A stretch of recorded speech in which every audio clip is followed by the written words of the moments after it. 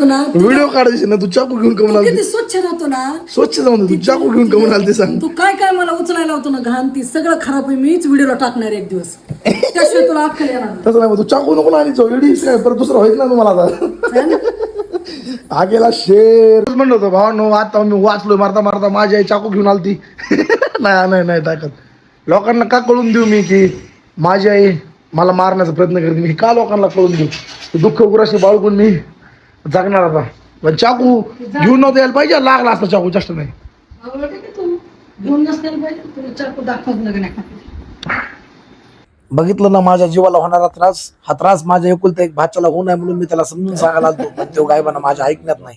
तसेच काही माझे हे गायबाने मित्र यांना व्हिडिओत कसं उभं राहायचं कळा नाही. बसणार नाही तशी नॉनसेन्स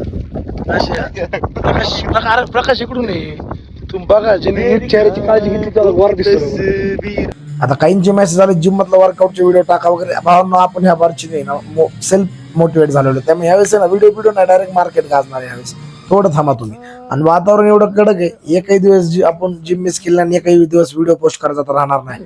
हे माझा पार्टनर आहे व्हिडिओ मधला, ह्याची चाल बघूनच माझी फाटली. आता काय सांगू तुम्हाला. आणि हा हे ऐका, जो तुमसे हुई है ये पहली और आखिरी है. अब मेरे को पता चला दारू का नशा है, इसमें आदमी खो जाता है, दुख दर्द सब भूल जाता है.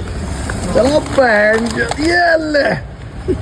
असेच आपले जबरदस्त व्हिडिओ बघण्यासाठी भावांनो, एंटरटेनमेंट वाढवण्यासाठी तुम्ही मला फॉलो करू शकता तुमच्या स्वइच्छेने.